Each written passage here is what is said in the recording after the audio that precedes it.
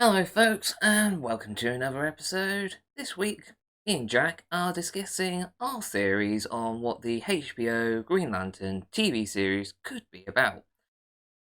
I could be wrong, there could be so many things wrong in our discussion because this is all speculation as usual. So, if you'd like to give us a like, and we'll see you soon. Enjoy the video. This is Ben, that's Jack, and this is Theory Craft.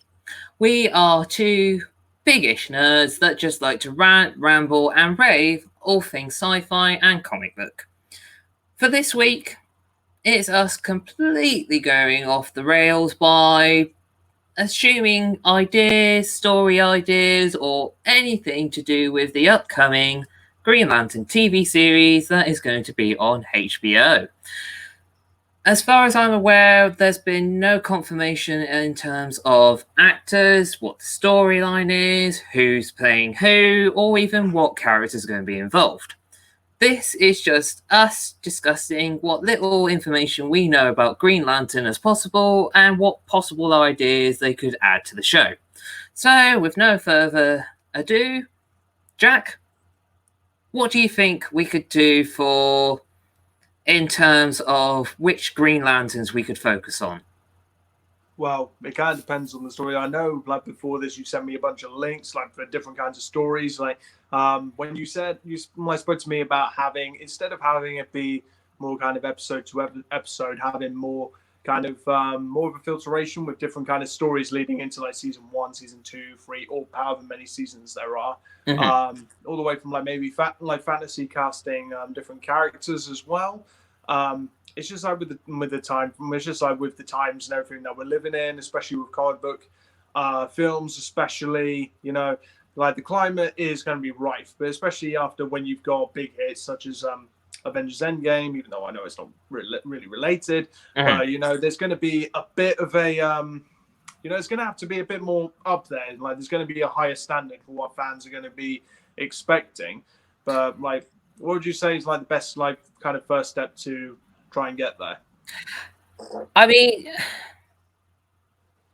I would say personally, what they could do is take Arrow's stint on how to introduce people by, instead of it being just a flat out intro, like there's already Hal Jordan. It could be Nathan Fillion because, to be fair, I think he'd be perfect as like an older Hal Jordan who gets captured by, say, the enemy of some alien race, and he could be held hostage somewhere.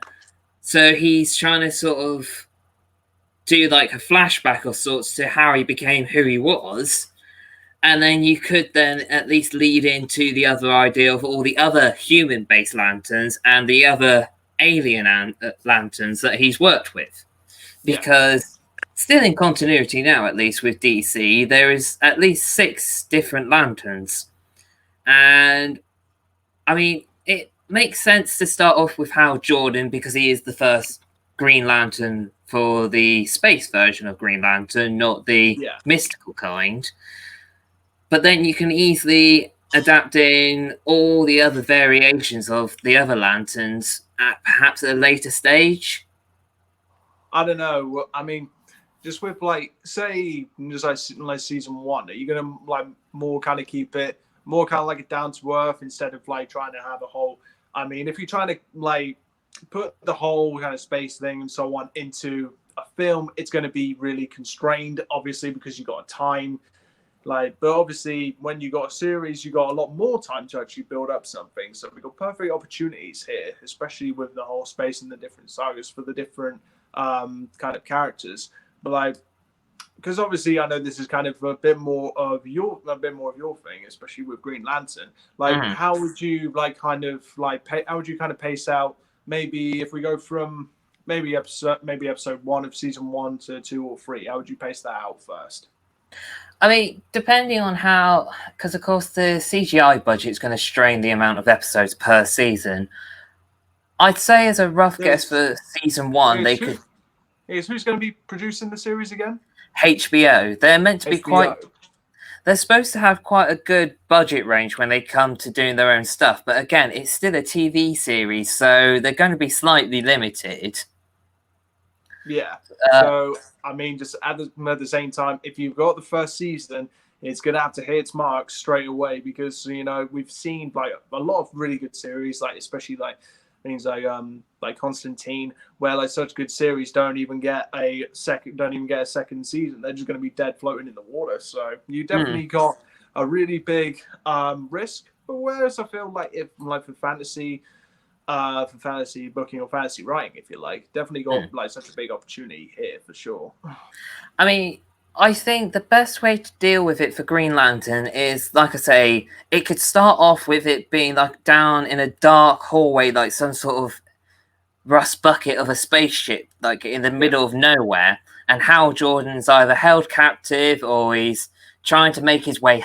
Actually, no. If it could be that he's trying to make his way home because his lantern batteries run out, yeah. because like you could have that as like he's not able to fully charge it. There's some defect with it, which could lead into something else later on. Ah, right, yeah, yeah, So it could be him trying to make it back to Earth or back to Oa, depending on which way you want to sort of draw it in. So you could have at least like the flashbacks of episode 1 and 2 showing him at like the very first time he was Green Lantern on Earth, dealing with like mundane things like bank robberies and just random thugs on the street, and then slowly escalate to the idea of the space thing, the fact that the Green Lanterns are essentially space cops.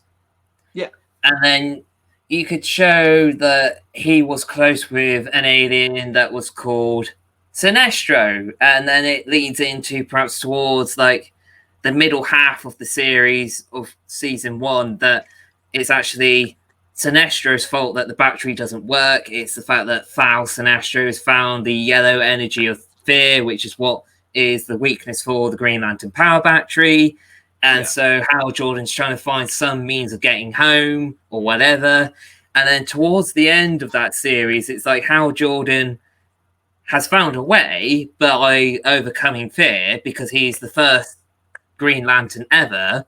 I think it's even in the continuity of the comics that he's the first one to overcome the yellow impurity in the lantern. yeah, So then, with that in mind, you could leave it on the cliffhanger that you have like you hear the clanging of like someone smashing something on a anvil somewhere, and you just see yellow sparks and lots of yellow glowing like these little rings. yeah. I And mean, then just like you could always have that scene, just like in just like the corner of a screen, the dark room where you see like a yellow glow getting brighter and brighter. yes, You can't like leave things on cliffhangers. It just build up like a lot more interest, especially for a second series. But I don't think, even though it's jam packed with a lot of things, but yeah, kind of you can't really do you like do a lot but don't do too much in season yeah. one. That's the thing. I think the problem is like some series is that they get too preoccupied on the idea of not getting renewed for the Like next too season. much too soon. Yes. Like every CW series has had this issue where they like to wrap everything up possible in a nice little bow by the end of season 1 in case that they don't actually get another season. Yeah. And while I understand that because it just gives fans a bit of a finality if the show doesn't work, it kind of seems a bit pessimistic if you're not able to see that your show is actually going to go on for so much longer. Yeah. Because going on a tangent, it's like this is what the main issue I found with the Flash is that they did a really good season 1. Like it brought it in, they got a different twist to it all. But by the end of season 1, they wrapped everything up in a nice little bow, and then they got renewed for season 2, and then it ended up confusing things because then they added in time. Well, they like went more into time travel stuff, and it just got to the point where they used time travel so much in the show that there was no point to it. It just seemed like a way of just getting out of like loopholes and plot holes. Yeah. It just seemed as it filled into season two with it's just especially I remember when you first trying to explain it to me, I was already lost from then. Yeah, But when I had to do like a lot of catching up and watching a lot of highlights, yeah, just like when it filtered into like season two and then further onwards when you try and like from all the time travel stuff and you got yeah, reverse flash, all that kind of stuff. And I don't know, it just kind of just kind of got lost for me. I just got so lost watching it. But I think with Green Lantern is that you have to try and find a blend between it being an earthbound hero, but also sci-fi and outlandish in like the middle of nowhere. You could have it. I mean, there are so many things within the space side of DC, but it's very rarely touched on. Yeah, I feel like you have Marvel that's kind of gone all in with the whole space thing, but whereas like you've had DC, which has kind of been very much more Earth based. But Well, I mean, the especially irony. it could be a chance to really just kind of like just break out of that, just break out, just break through that barrier, and just have a much more kind of like I just think like it's deep like DC especially. It's like much more of a chance to focus on like more storytelling wise, which I think is just definitely what Green Lantern definitely needs for sure. Yeah. I mean, the irony being is the fact that with DC, their biggest superhero, like the number one thing that they seem to make merch of, like non-stop, is Superman, and he is essentially an alien. But yeah, majority of his stories is all based on Earth.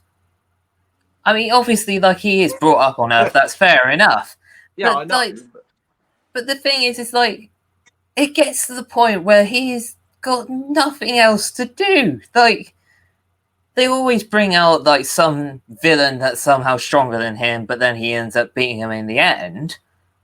And that's why I find it frustrating with Superman, because it just never adds anything. It just adds more to the, oh, I'm Superman, I can do anything logic. Yeah, but it just seems like constantly with DC, it's just rehashing the same stuff and just hope. It's kind of like just hoping for a different result. Yes. Yes. I mean, there are so many things that I'd love to see with Green Lantern. Like, as I was saying about the idea of someone smashing on an anvil, creating all the Sinestro rings, like you could have whoever plays Sinestro, if they do bring him in, it's like he could easily pick up one of the rings and go, yes, this will do. Now send them out. And you could see all the rings like fly out to the different sectors in the universe. I mean, depending on what the age rating is for this series, depends on what else they can add, because you got the Red Lantern core, which is the most blood and gutsy like one of all. Like it's the most hardcore thing, which I don't know if it would work if it was just PG. Like PG-13 at maybe it could work because there are some blood and guts things you can get away with on TV. Yeah, like at a push, yeah. But if you really want to make it like as realistic as you can to the comics, it has to be R-rated, just because it is just so damn dark and gory.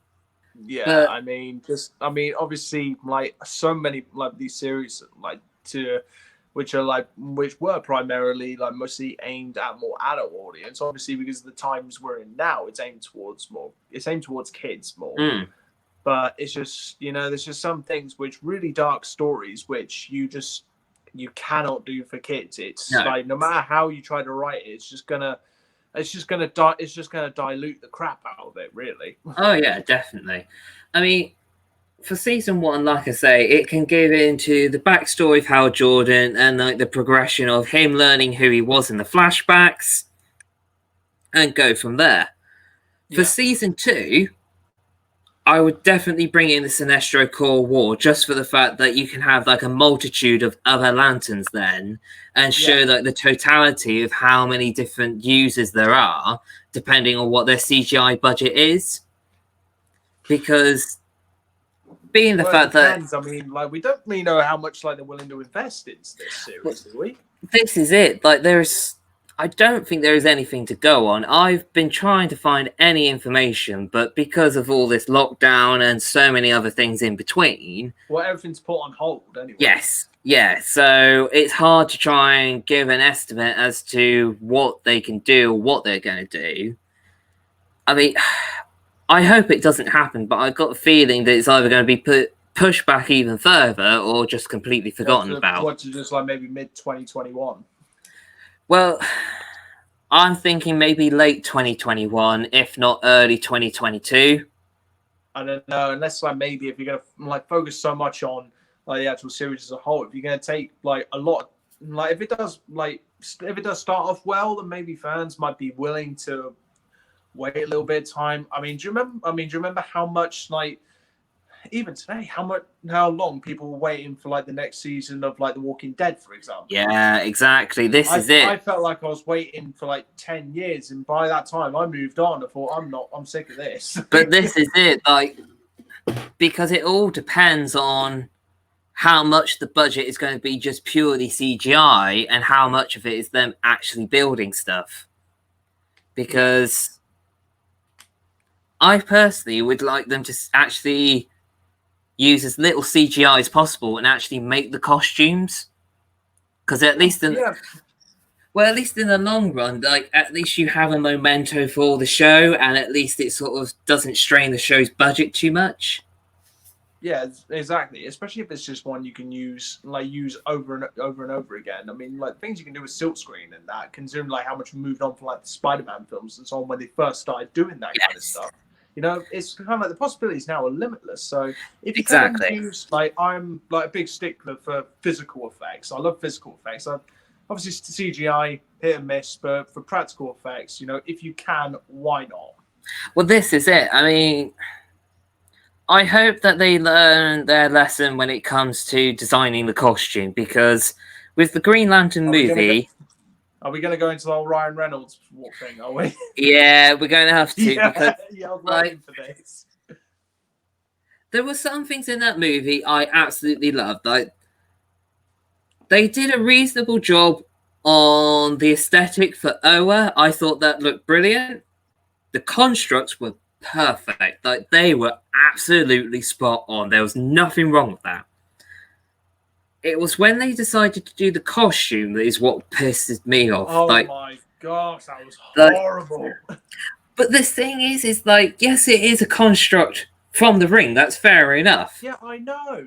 But like, it's meant to be a uniform. It doesn't look like some sort of glitzy unitard. It was so weird to watch because it looked like he literally just like put on a second skin, which I can understand is what they were trying to go for. But it was the animation of the glow, like the lights and everything like that. It made no sense. I know. I mean, the other thing as well is like, I don't know if you look closely at the film, but you know when they did the mask? Yeah. Like, they were trying to replicate the idea of the white eyes, like from the comics. Yeah. But when you look at it, you can tell it's just really, really bad pale contacts. Yeah. And it looked even worse because it's like, you know, there's a scene where he like where he saves Carol and pretends to not be himself, and she knows it's him within 2 minutes. Yeah. And that's the thing. It's like, you can't, like, it's so obvious that it's him because there's no difference in it at all.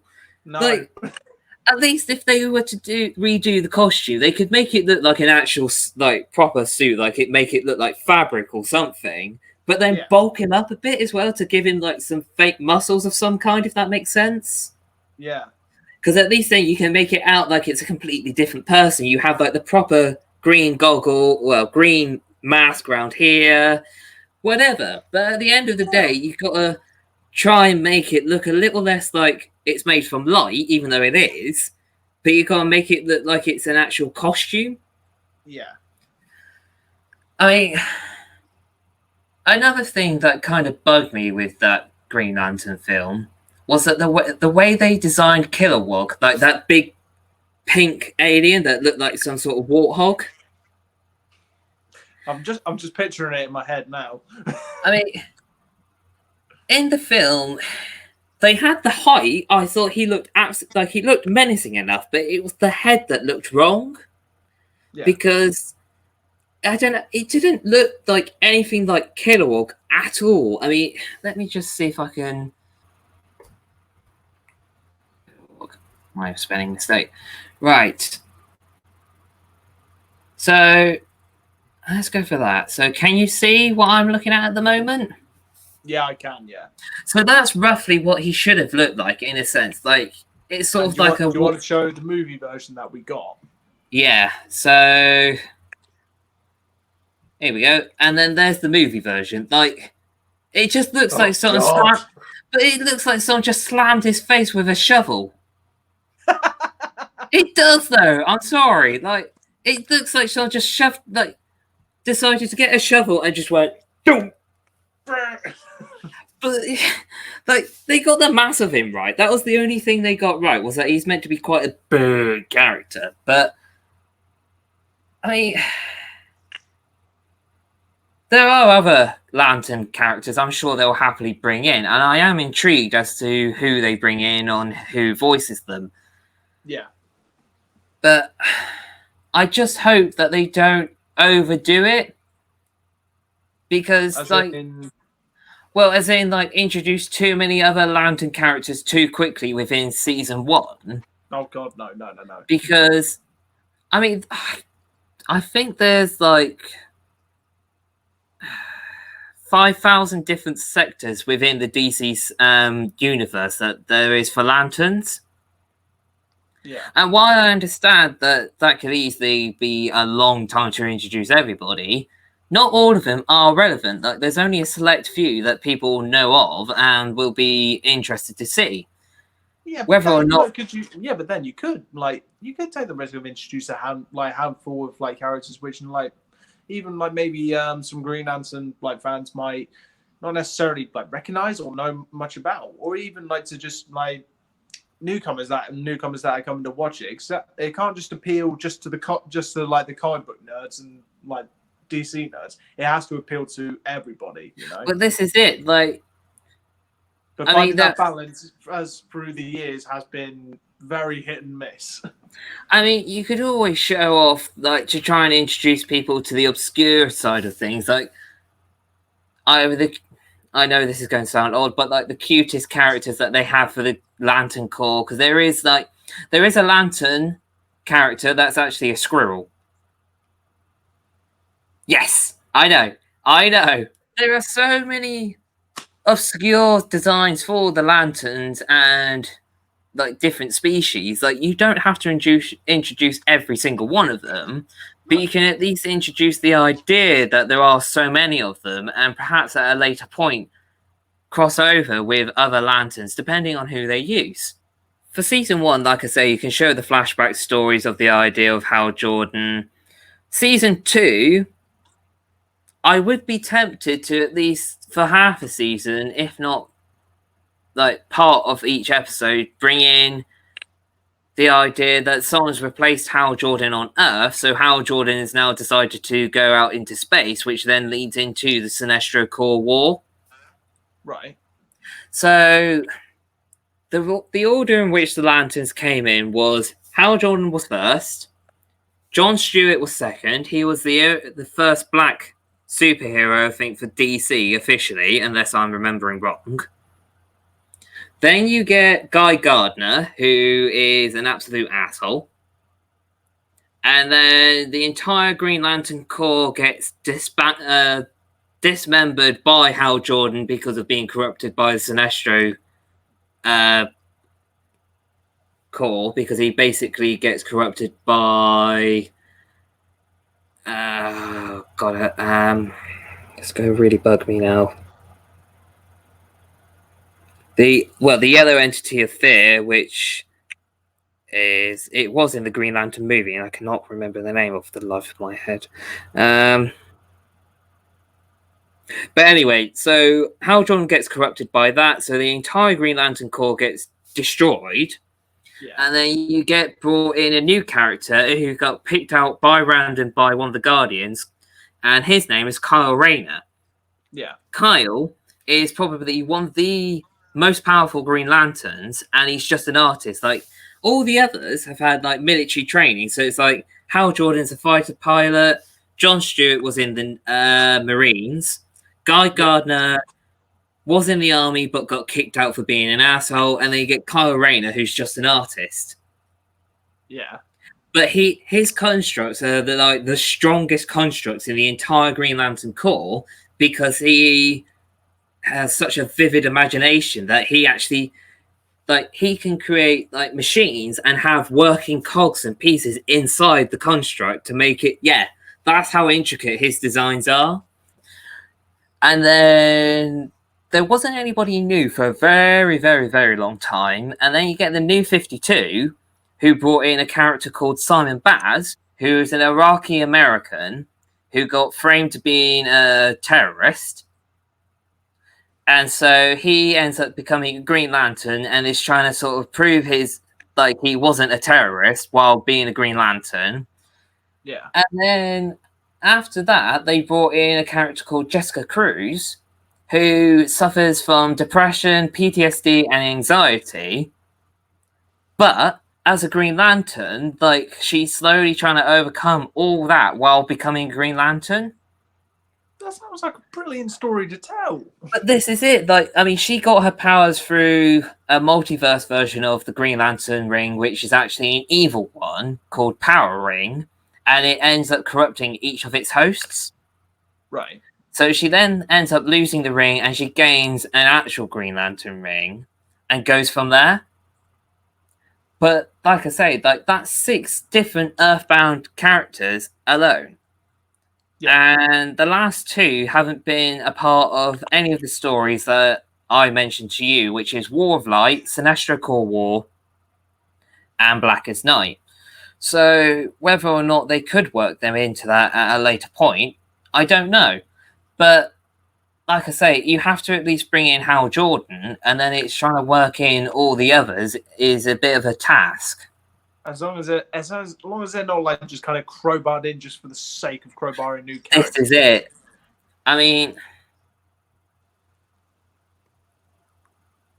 there is one way they could rewrite Jessica Cruz, because while I do like the idea of the character, I think it would be hard to follow the fact that the whole point of a Green Lantern is that you have the strongest willpower, so therefore you do not have any forms of distraction like anxiety and depression. But you could rework things in a sense that... Okay, so in the original comics, the Star Sapphires weren't actually good guys, they were bad guys. Yeah. And they were essentially all female based, and Carol Ferris, who is Hal Jordan's on again, off again missus, was given the power of a Star Sapphire, but she never remembered when she was one, because it was some corruption within her ring, so it ended up making her a bad guy. Right. You could use that concept of sorts with Jessica Cruz, that she gets instigated into being part of the Star Sapphires, and she fights either alongside with the Green Lanterns against the Sinestro Corps War, or within the War of Light.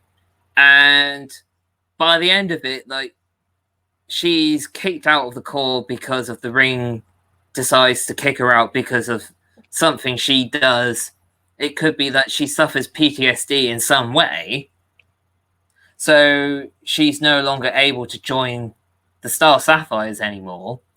And so, because Hal Jordan saw how much she did to try and help him and the rest of the Lantern Corps, he persuades the Guardians of the Galaxy, not Guardians of the Galaxy, Guardians of the Universe, to bestow her a Green Lantern ring, and he then takes her under his wing, to train her up as a Green Lantern instead. Yeah. I mean, obviously, I think they'd have to bring in John Stewart for the fact that he is the black guy Green Lantern. So it would have to try and show in some sort of ethnicity of some sort to divulge. And then I don't know if they'd ever how to bring in the others really, because like I say, you got Simon Baz, who is an American Iraqi. Yeah. And I don't know. I got a horrible feeling if they were to bring him in with his original story that he was framed to being a terrorist, it could easily be labelled as racist, which I can understand. But again, it's trying to rework his origin story in some way without it upsetting people. But then that's the same story for a lot of comics, regardless. Well, yeah, because it doesn't matter how much you rework that story. There's still going to be snowflakes that are going to be. That is true. But I think, to be fair, I'd keep Kyle's origin. It could be an actually no.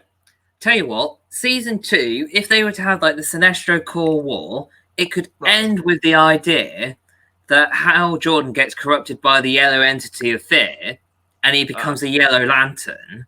So Ganthet, who's responsible for getting Kyle his Green Lantern ring, goes to Earth to get Kyle Rayner. Oh, okay, yeah. So then you can have season 3 is Kyle Rayner, the rookie, but like stupidly powerful rookie, who ends up like fighting against Hal Jordan as well as like all these other Lantern Corps for like the War of Light. Yeah. So then we got that. I mean, my favorite, the first ever comic story I ever read was Blackest Night. That's my favorite story. But the problem is that there are so many things you have to establish to make it work.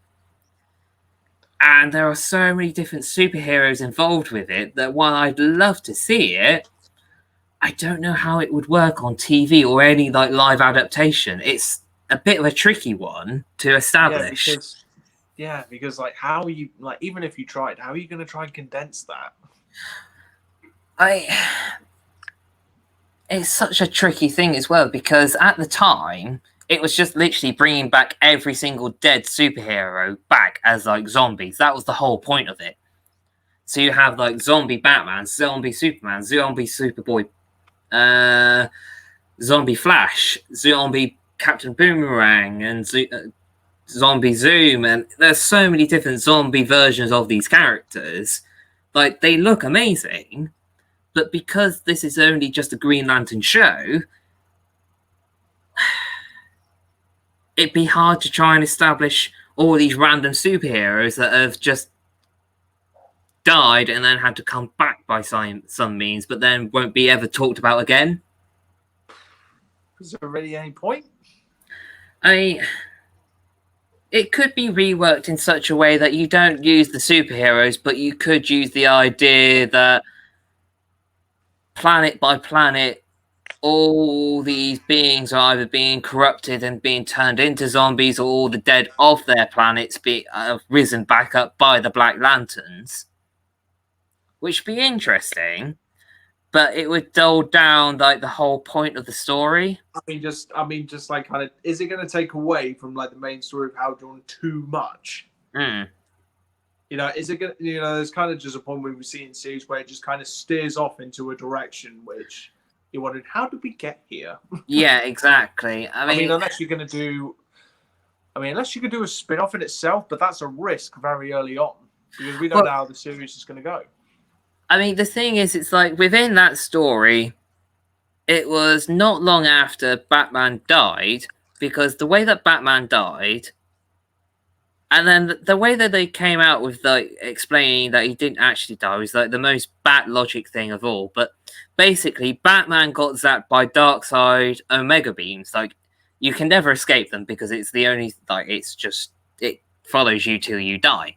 So Batman dies, and then they bury him, and that's that. So the only thing that's left is his skeleton. Fair enough, that's quite cool. And so, like, Black Hand, the character, becomes a zombie himself, and he uses Bruce Wayne's skull to generate more Black Lantern rings. Yeah, the worst bit is the fact that after that, they explained that Bruce Wayne was actually time displaced, not dead, but then he did get revived in the sequel to Blackest Night, which was Brightest Day, which is where you get the White Lantern Corps, which is all about life.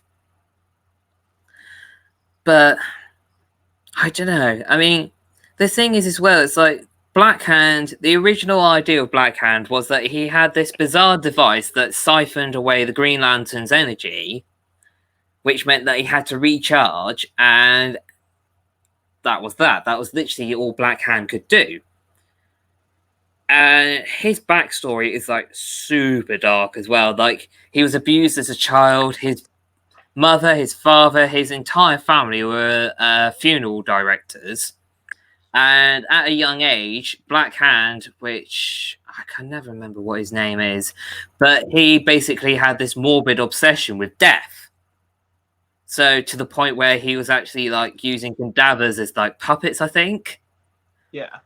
Yeah, so it's one of those things that it would be interesting to see, but again, you'd have to try and make sure that you don't overdo it. Like, it's the same reason why Walking Dead has had some issues, I think, because while it's all about zombies, you have to be careful what blood and guts you get away with.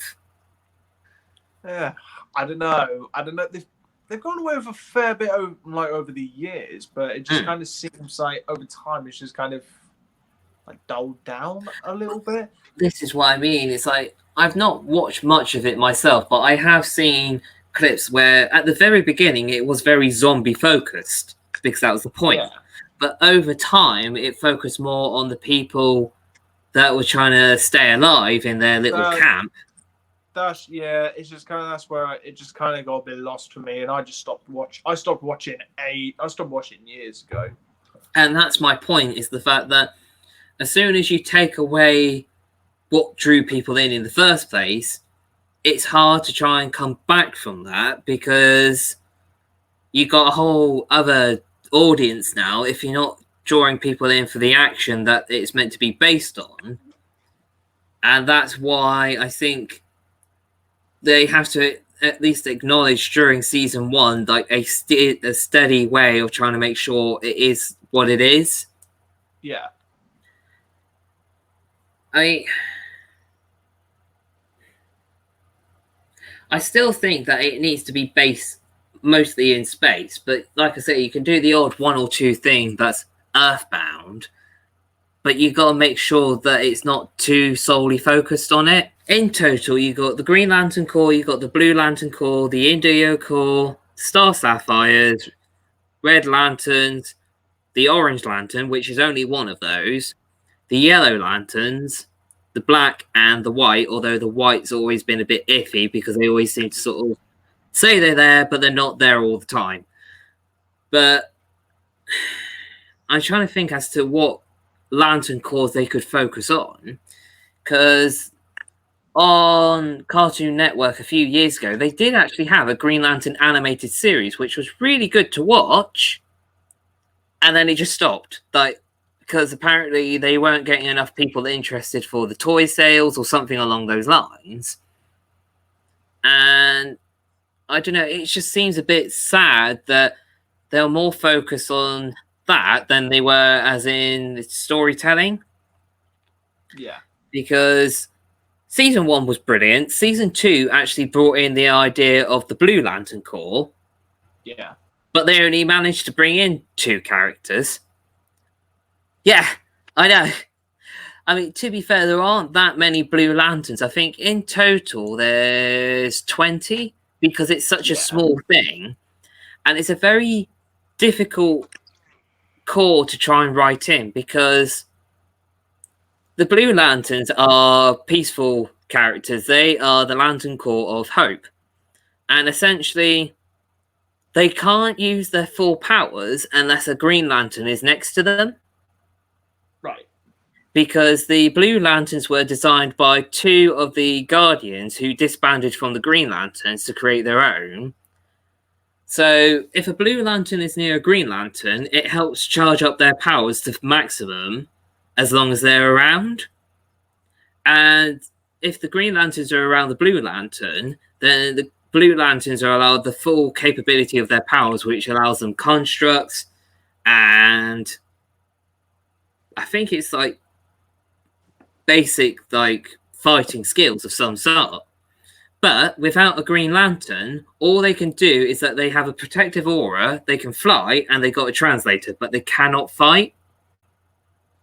Because they're basically a peaceful beings anyway, they're not natural fighters, but it makes it hard to try and add it into a show when it's all about space wars. Like,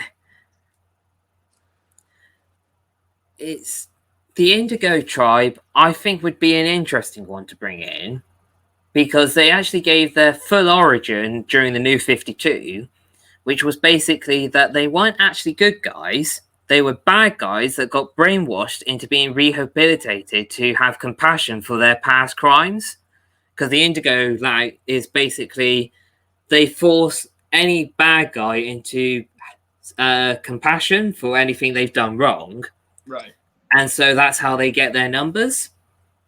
So during the New 52, you find out that origin, and all of the bad guys get stripped of their powers, and they look like they're just about to kill all the Green Lanterns because they like got their mental faculties back, and they just go, no, like we've been Indigo Lanterns for so long that the compassion has forced us to become actual, genuine, good people. Yeah. So they then sort of reprogram the Indigo Light in a way that it doesn't force people into becoming an Indigo Lantern. It looks for people with compassion. Right. But their design is a very odd one in the sense that they don't have lanterns like proper lanterns like everybody else. They actually have staffs. Yeah, What? Sorry. they have staffs. They have, if you bear with me, let me Oh, see. sorry. I thought you said stags just then. No, staffs. Let me just see if I can do this. There we go. Right. So there we go. There's a better image for you. Excuse me. That's the Indigo Tribe, and all the things that they're holding in their hand is their lantern. Right. So essentially, they just carry that with them, and they got a ring each, which they can access their power. But their lantern rings actually are in those staffs. Yeah. And the other thing as well is they have a very unique power that other lantern corps do not, which is that they allow them to teleport anywhere in the universe. But the thing is like with each lantern corps, they have a oath in which they have to speak to activate their powers, and it will translate automatically to their native tongue. But for the Indigo Tribe, there is no definitive, like, English-speaking idea of what their oath is because there's no translation for it. So it is in the alien language in which it all originated from, but there is no translation for it. Yeah, it's a bit of an odd one. I'd take a little bit of time just to digest that. Yeah, it's a bit of an odd one with the Indigo Tribe. It's like, I think that would be a very interesting idea to bring in, but I don't know how to work it in because I don't know if it'd be worth as like a whole season or whether it'd be worth like half a season because of depending on whether you could do it on the idea that you have half a season where Hal Jordan is corrupted by the yellow entity of fear, and then you could have like the second half where he finally gets his mental faculties and he gets essentially hunted down by the Indigo Tribe, who are trying to force compassion on him for all his crimes as the bad guy version of himself. But again, like there are other bad guys as well. Like there's I think recently in DC Rebirth there is an opposed version to the Green Lanterns called the Dark Stars, which is basically these mech suits that have been distributed out to the entire like universe, kind of like the Green Lantern rings. And it basically gives people like it's almost like the Nova Corps in Marvel, you know, where everyone gets the helmets and they get like Yeah. that's kind of what the Dark Stars are like, but they're like they have no heroic side to it. They just basically give them out to anybody, and so they can enact their vengeance however they see. Right. But the problem is like depending on your mental faculties, it could corrupt you because if you're not mentally stable, obviously, then it makes you a bit more unhinged. Yeah. But I'm just trying to think as to. There's a lot to put in. Well, I mean, the thing is like we said at the beginning, there are so little things to actually go by because nobody has confirmed anything whatsoever what this show is going to be. No. For all we know, it could be all based on Earth first and then go into space. Yeah. I mean, like, do we have anything? We don't have anything of casting yet, do we? as far as I'm aware, I don't think there is any casting whatsoever because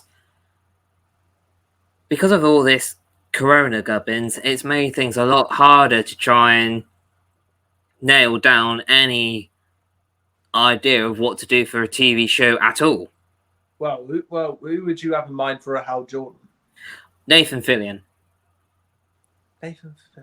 He did Firefly and he played as Castle in Castle. Oh yeah, I remember now. Yeah, Because when they brought in Hal Jordan first in the comics, he was actually quite a lot older and he actually had grey sideburns. But then over the years, they actually shrunk down his age and made him a lot younger. so what age bracket would you put Hal Jordan at? Well, like I said, I think it would work better as like an older guy because the thing is with 40s, say late 40s, early 50s, which is roughly what Nathan Fillion is. But at least it gives you the idea and the attitude that he's old enough to like do as he pleases, but still like novice enough to know that he's actually out of his like comfort zone.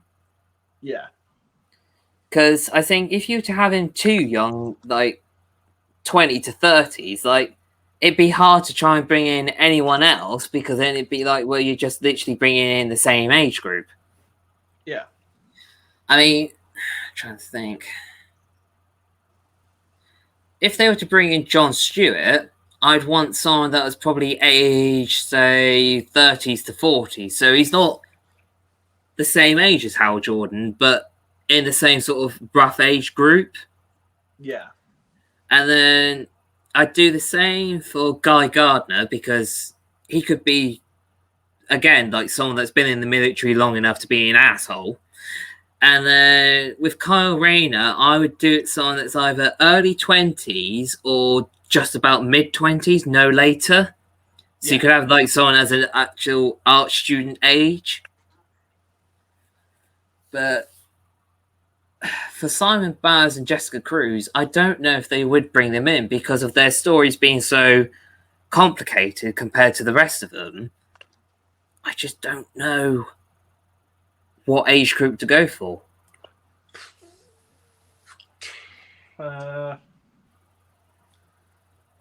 It's hard to say right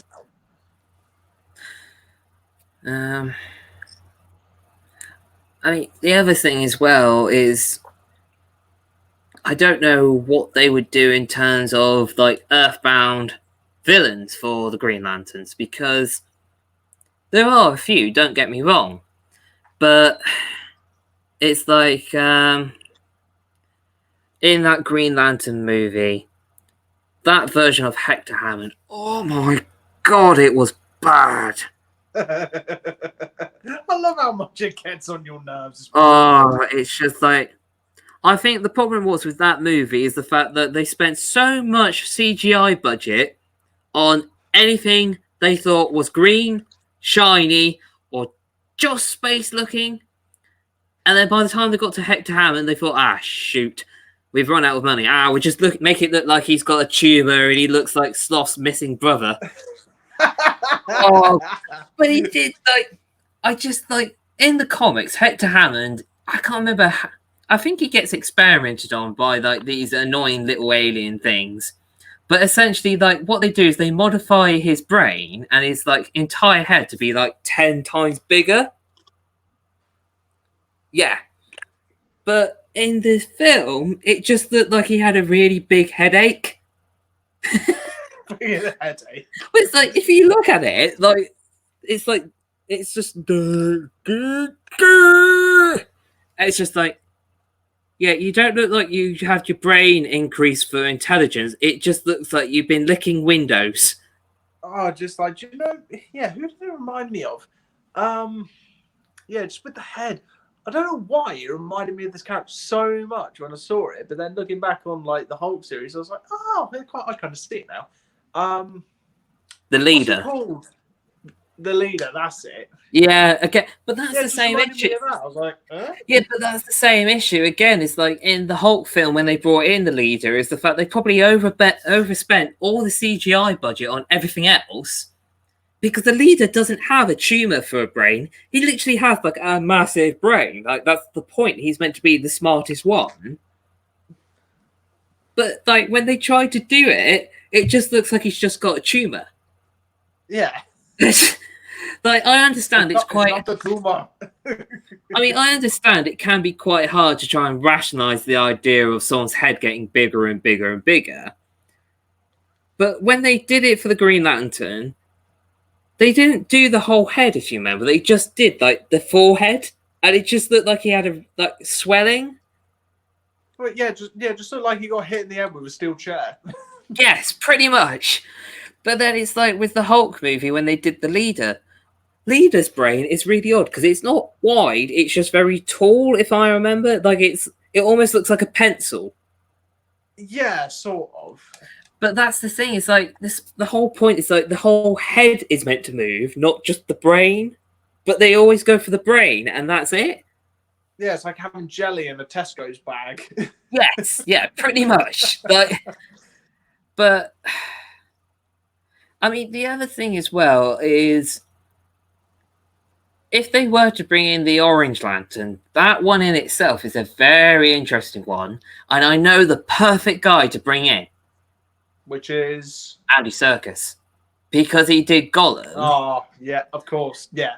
But the thing is like the Orange Lantern character is called Larfleeze, and so the Orange Lantern ring corrupts its user by being obsessed with having everything in the universe. Its literal power is avarice or greed. Yeah. So essentially, you know how Galactus hungers for like energy in the Marvel comics? Yeah. Imagine that, but instead of energy, the user hungers to have everything, like literally everything in the universe. So when you say everything, are we talking like on the basis of like not just energy, but like basically all matter that exists in the universe? Yeah, anything that exists, he wants. Like he wants it for his own.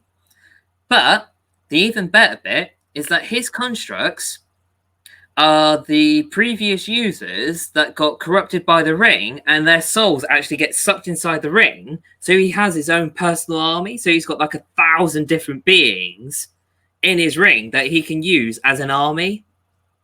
Right. So instead of it being like constructs like Green Lantern, where he gets to create anything he wants, the Orange Lantern is one user, but he's got 1,000 different beings that can actually attack for him, and they act like themselves, but they're just made out of orange light.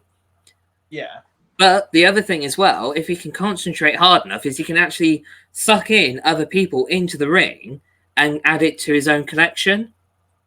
Yeah. Yeah.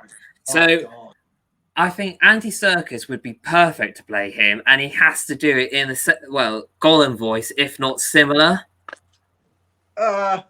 Yeah, I know, but I can't do a proper Gollum. Precious. It's the ring. It's the precious. It's the precious. Precious. Literally, but that's literally how he acts. Like because he's so obsessed with everything being his, like that's what he acts like. He doesn't.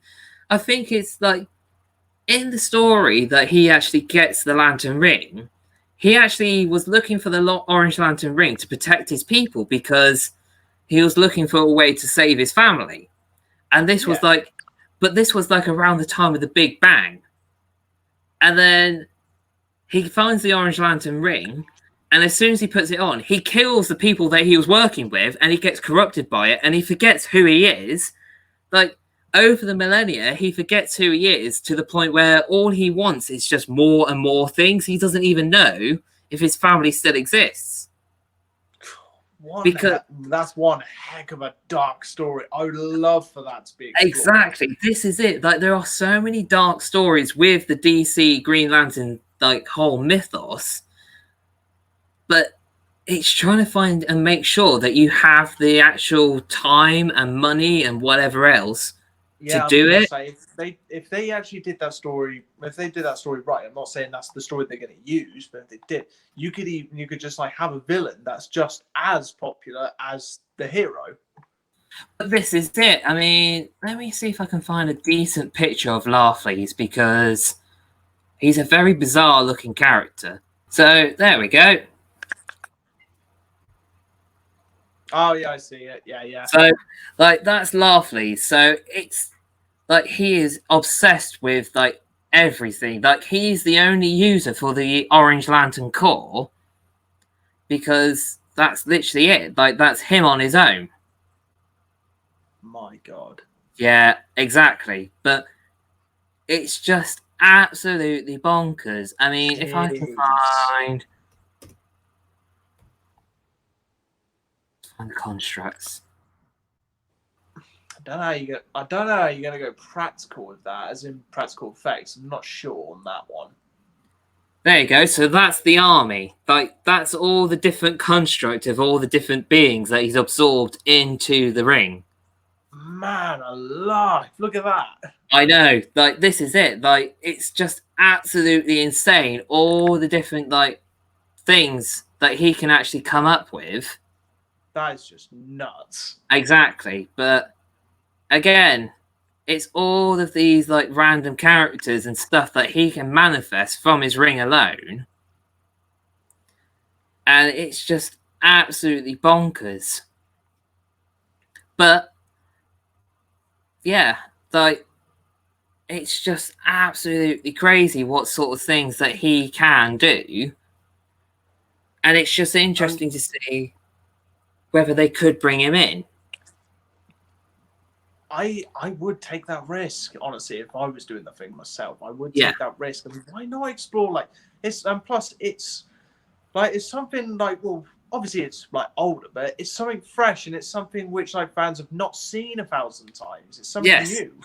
I mean, they briefly touched on him during the Green Lantern TV animated series, but they sort of added a bit of a twist, like Hal Jordan gets corrupted by the power battery and he fights with Larfleeze, and that's it.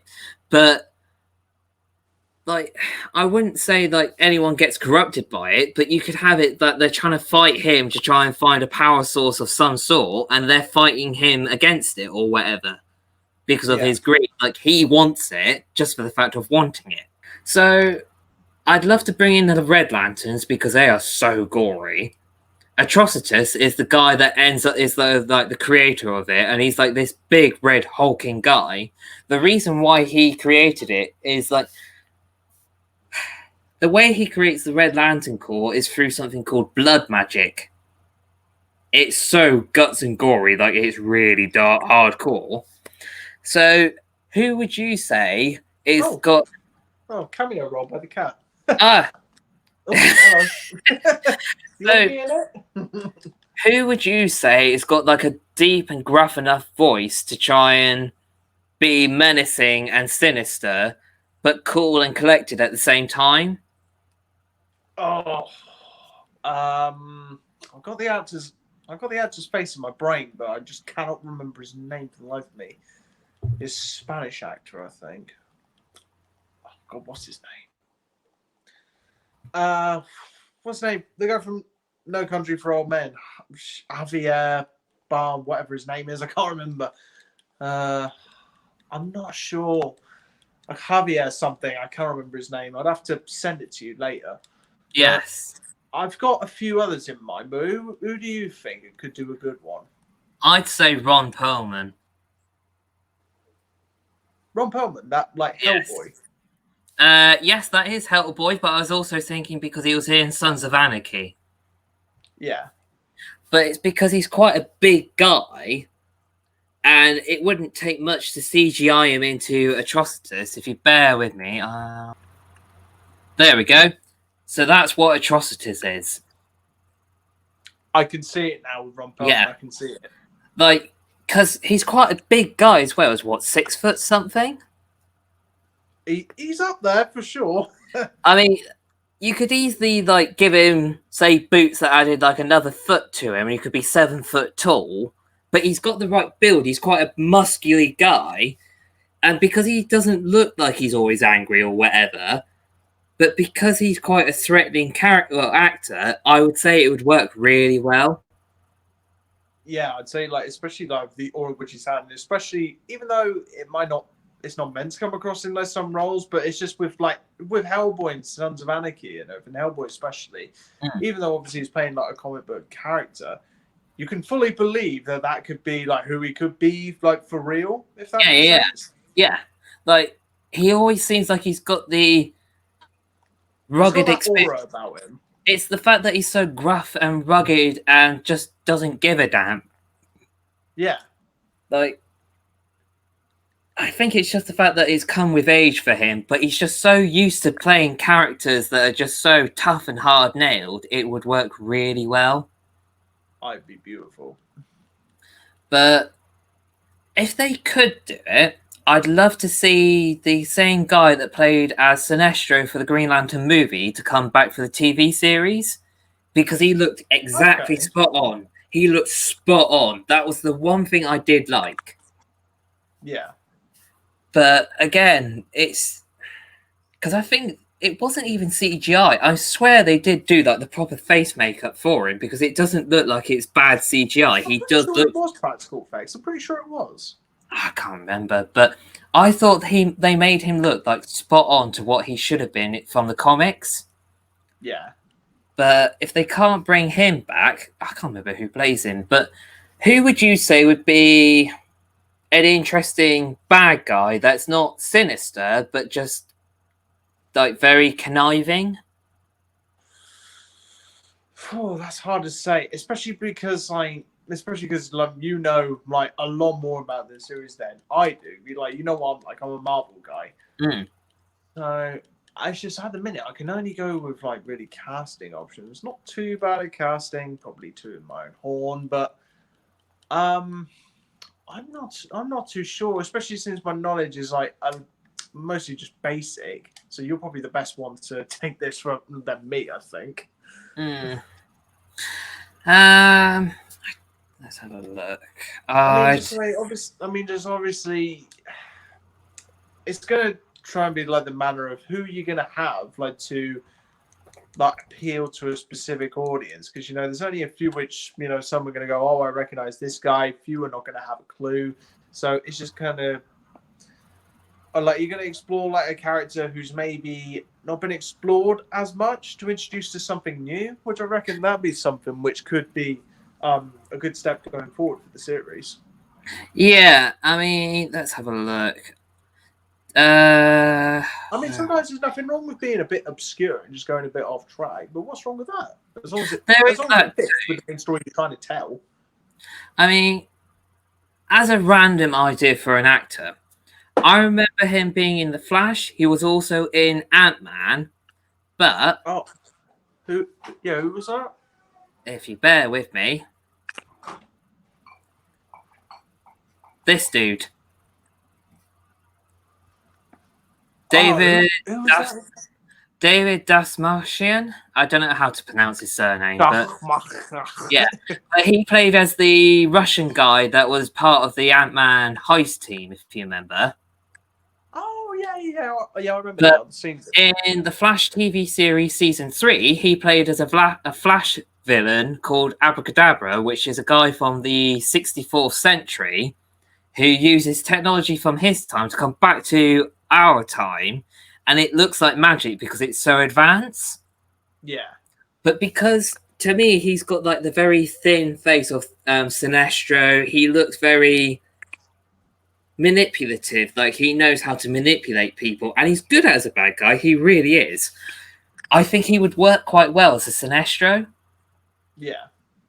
but I don't know. I mean, it's hard to try and figure out what they wanted to, well, what they could do in terms of the series because we have no idea.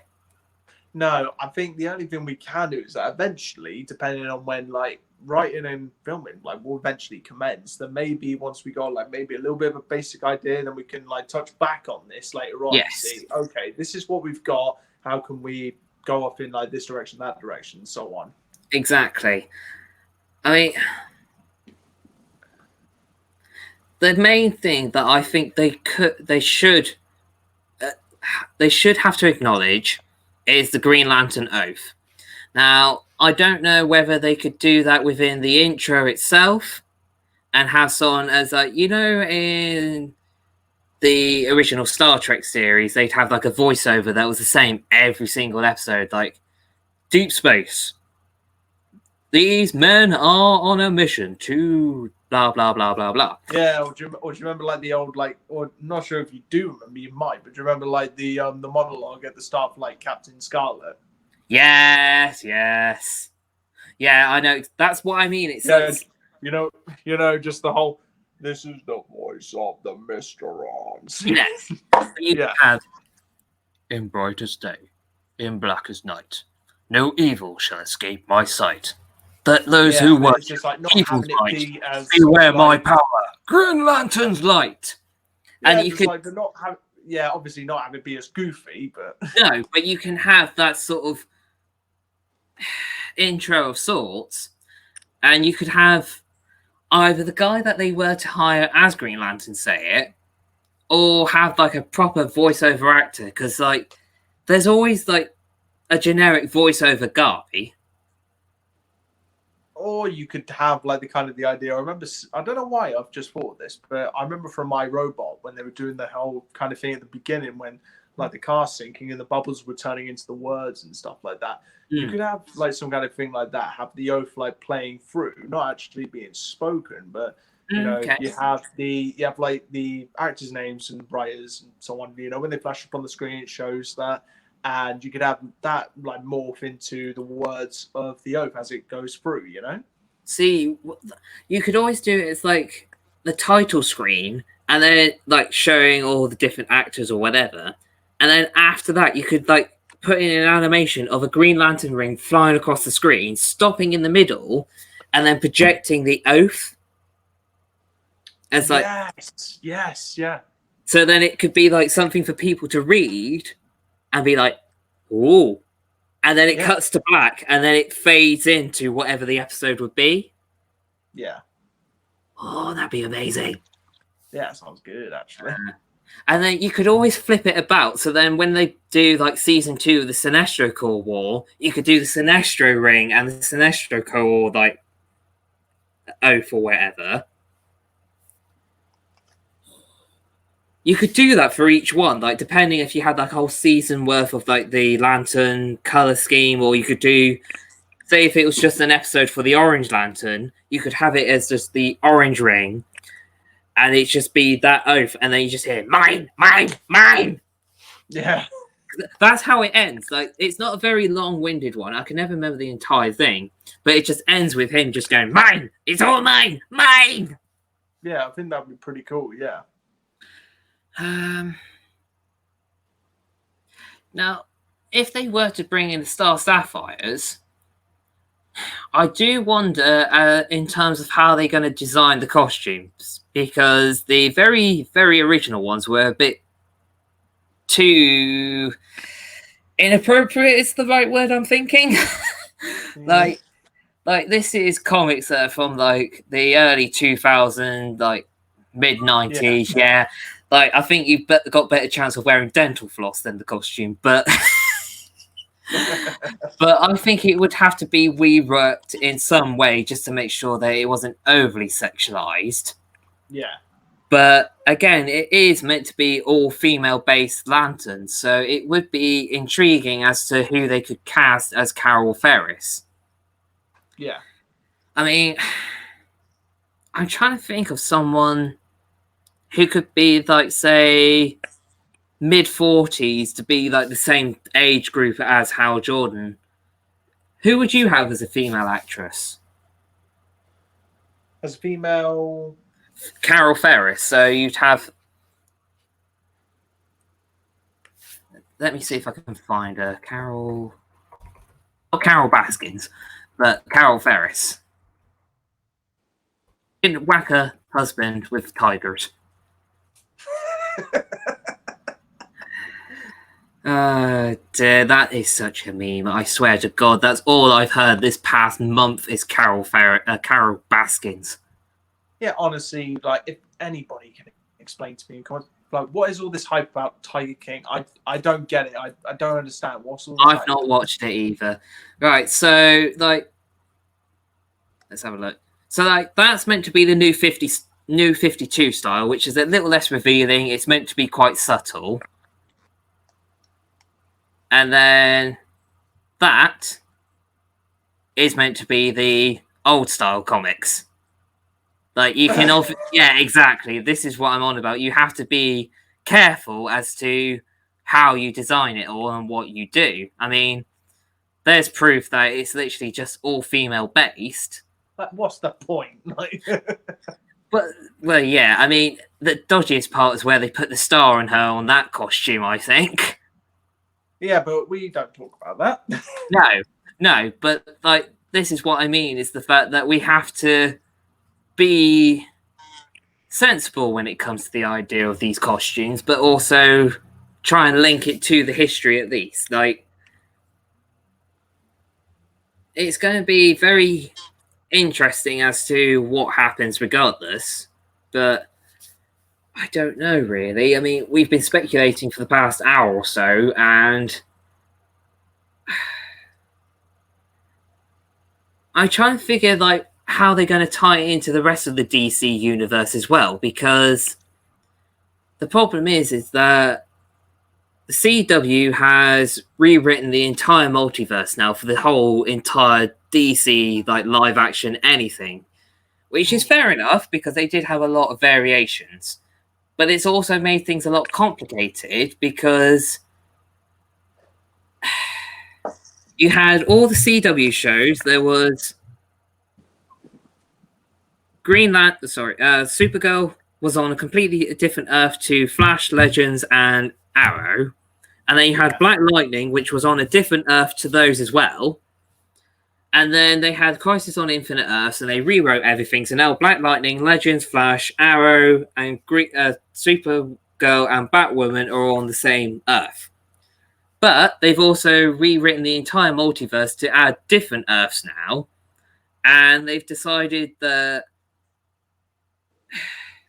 you've got the DC streaming universe, which has got their own shows on it, which has got Swamp Thing, you got Titans, you got Doom Patrol. Despite the fact that they're all designed specifically for that streaming universe, they've created different Earths for all three of them. Yeah. Which is really annoying because Titans Season 1 showed Doom Patrol as a precursor to like set up the Doom Patrol series. And then it turns out that the Doom Patrol series that we watched is actually a completely different Earth to the ones that we met from Titans. Yeah, exactly. So this is what DC does best, is being inconsistently consistent. Inconsistent. I like that, actually. Yeah. Like, they love to be consistently inconsistent. I swear to God that the thing is like DC have this rule that every 5 years they either do a soft reboot or a complete reboot of all their stories. Like, that's what they do every 5 years. Marvel have had every single thing in continuity from the very beginning. They may have had like minor reboots here and there, but everything to the modern comics now is still in continuity. Yeah. And it may create some confusion and complications, but at least you know it's still one universe. And if they do create another universe, they just say it's just an alternative timeline. That's fair enough. But this is where I want to try and figure out how they're going to add in the Green Lantern series to the rest of the multiverse. Because it's the Batman v Superman universe is now designated as Earth 1. We've got a TV series that comes out either this week or next week, which is going to be called Stargirl, which is basically Earth 2. It has literally been designated as Earth 2. And then it jumps a bit because they haven't been able to fill the gaps. You've got Titans on Earth 9. You got Swamp Thing on Earth 11, I think it is. And then you got Doom Patrol on Earth 12. Excuse me. But this is why I get so confused with the whole multiverse of DC, because while they got all these various things, that's fair enough. They've had the Crisis on Infinite Earths that's revamped everything, but they've not had any idea. I think they did show the Green Lantern movie briefly as a cameo for this whole like Crisis thing, but I can't remember what Earth they designated it. I think it was 36 for some bizarre reason. But yeah, I mean, is there anything else you want to add to this like idea of what Green Lantern could be? To be honest, I don't really have much of an opinion until I actually see something concrete. I mean, like we both did it with the new Batman. I did a solo video on that. You know, so it's just kind of until we actually see some, like maybe some concept art or maybe any kind of writing or casting. Until then, it's hard to say. But obviously, we can then later on revisit this if we got to. Yes, you know, that's the hope. I mean, I do hope we get some news soon, because despite all this quarantine, it's a bit pants that we've had to put everything on hold because it's taken them so long to try and get tech for TV that's good enough as movies to do anything. Yeah. But I think it would be worth a try for us to at least review the Stargirl series, because it does look incredible for just a TV series. It looks absolutely amazing. The CGI budget that they got, they've even got Solomon Grundy in it. I know, yeah, I remember you saying. He looks amazing. But I think that's pretty much it for this week, isn't it? So, yep. Even though we've had probably one person watch us today, it doesn't matter, but we've had fun nerding out as per usual, and, well, it's been fun. Whoever else watches this will be up on YouTube eventually. It's got a lot of reworking and editing done by moi to do, but thanks for you lot joining and watching us, and got any ideas, just drop them down in the comments below. We'll get back to do it sometime soon. So stay safe, stay home, and we'll catch you all later.